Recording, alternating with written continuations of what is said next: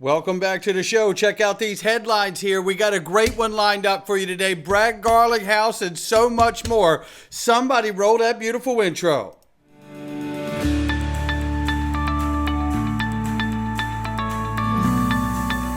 Digital Perspectives with Brad Kimes. Come on in.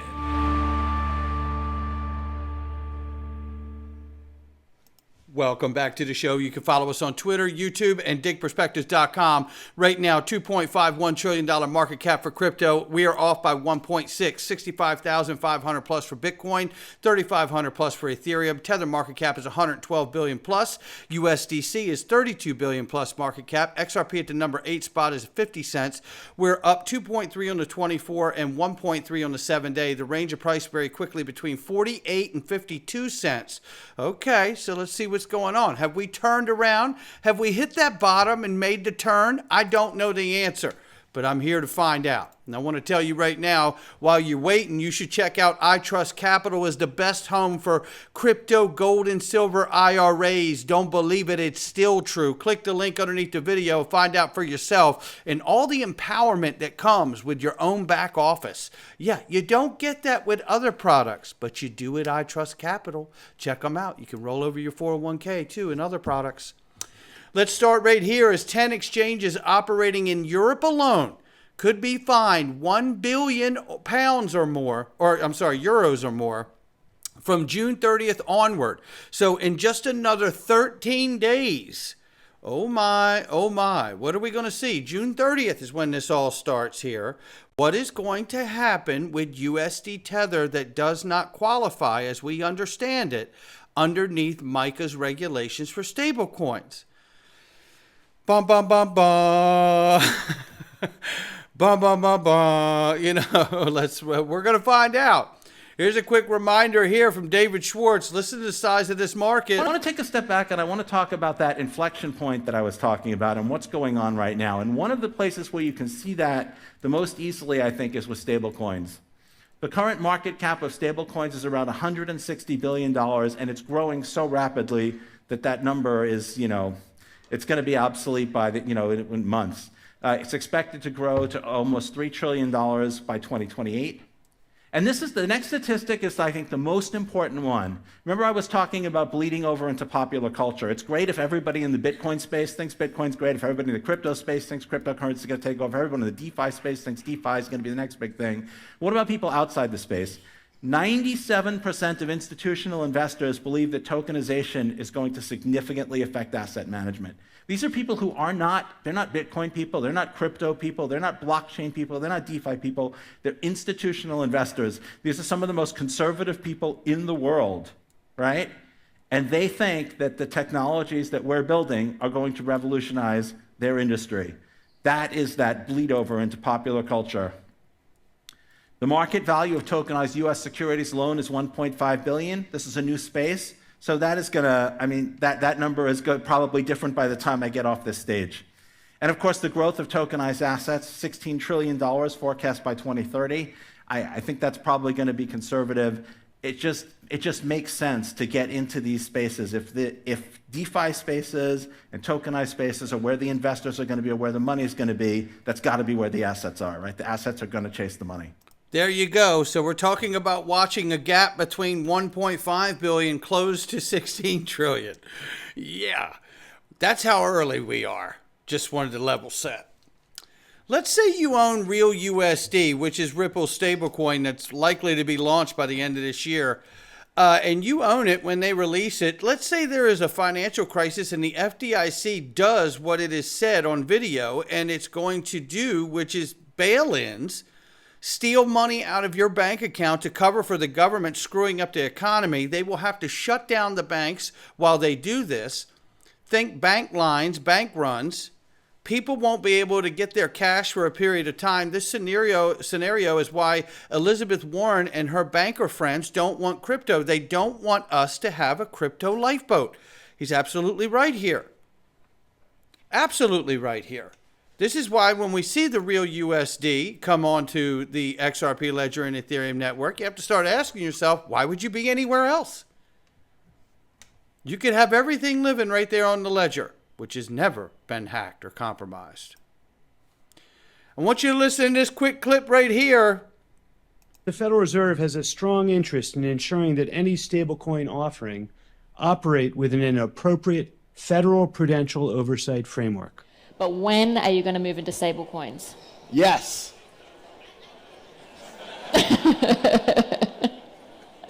When? Yes. And yes is turning into a very real thing, likely this year. Now, we understand also that Ripple is in India, and look at India as they have proven that they become the first country to ever receive more than 100 billion in personal remittances in 2022 alone. So you can understand, and there was a period where Ashish Birla at one point said they had like 80% of India wrapped up. So with relationships with Ripple. So this sets the stage for very exciting things to come. And here, 13 million XRP now in automated market makers, total value locked up, known as TVL, ladies and gentlemen. This is super exciting. And I remind people right here, it's already started and there is no stopping it. I forgot to write no in there, but nevertheless, wait till this fact infringes on market makers. The race to own XRP will be epic. Can you say Shane Ellis or flywheel effect? That's right. We're going to see a diagram here in a second. I'm going to take you there. JP Morgan's Onyx is integrated Axelar cross-chain technology, ladies and gentlemen. Come on in. XRP Ledger is Axelar for real-world asset tokenization. You better believe it.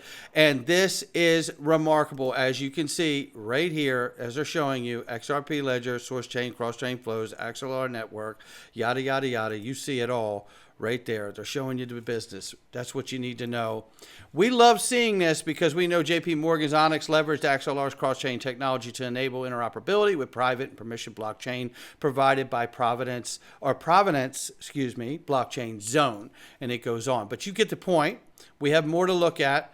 But this is to remind everyone, and remember, when they announced the real USD, oh my goodness, well, there was a lot of people out here that just started running with the fact that Ripple had failed. What kind of nonsense is that? But take a listen to this. Anything we do in mind of how do we make sure XRP is as successful as possible for everyone here. Absolutely right. And you don't need to hear any more than that right there from Zach Rector. Absolutely. You can't make it any more clear than this right here. It's going to bring an enormous amount of liquidity. Now, what I want to show you is this diagram that I reworked here. And I want you to think about the XRP supply and demand that's happening now. We get ETF approval, you're going to have huge demand. We already have automated market makers creating liquidity pools to the tune of 10 million XRP, TVL, total value locked up. Right? Well, every time you see these automated market makers, somebody's putting XRP in there to lock it up. When we get the ETF, they're going to put the XRP in there to lock it up and back it. Well, what's that going to do to market makers and market participants that need to make payments every day? You know, like Uphold and Ripple's relationship that currently exists. Well, that's going to put pressure on them because they need to use the asset every day. What about when we get legislative clarity that clears the path for banks and financial institutions and DeFi? I know DeFi's out here already working, but I'm talking about legislative and regulatory clarity for DeFi as well as banks and financial institutions. This is how you could see the kind of demand set up where a new version of the Shane Ellis theory could come into play here.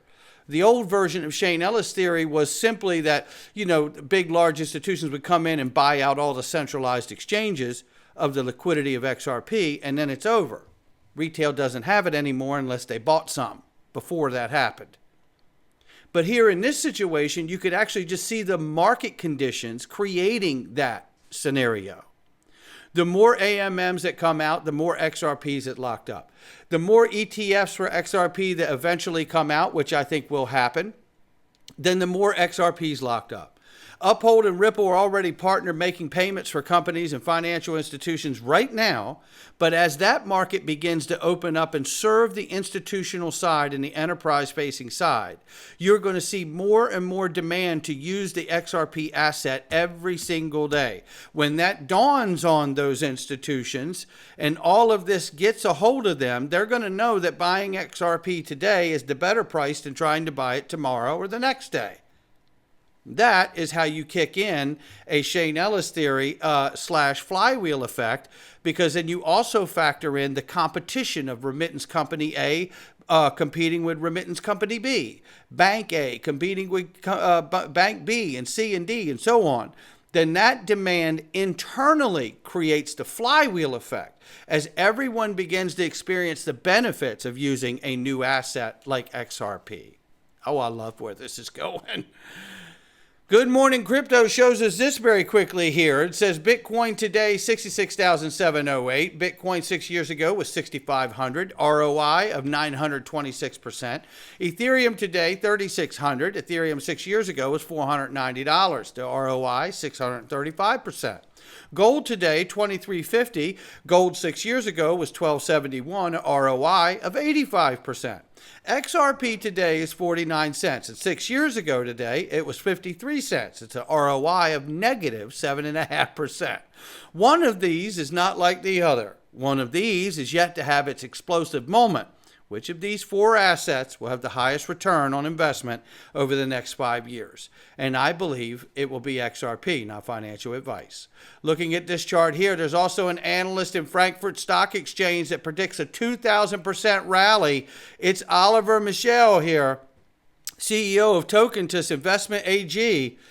And he says basically right here, we could see a repeat essentially and see a 2,000% jump likely for XRP. That would put us right at about $10 if that were to happen. And you know what? I've got plans for that and so much more, just like automated market makers. And stay tuned. We got something very special coming for all of you when it comes to AMMs, no doubt about it. Right now, we're going to go into the Freedom Zone. And today, we're going to talk about the subconscious mind versus the conscious mind. And what the power of that truly is absolutely remarkable. No question about it. You can go to digitalperspectives.com or click the link underneath the video. Come on in and hit that Freedom Zone. We'll see you inside. We're getting started right now. All right, welcome back. Let's do this. This is powerful, ladies and gentlemen.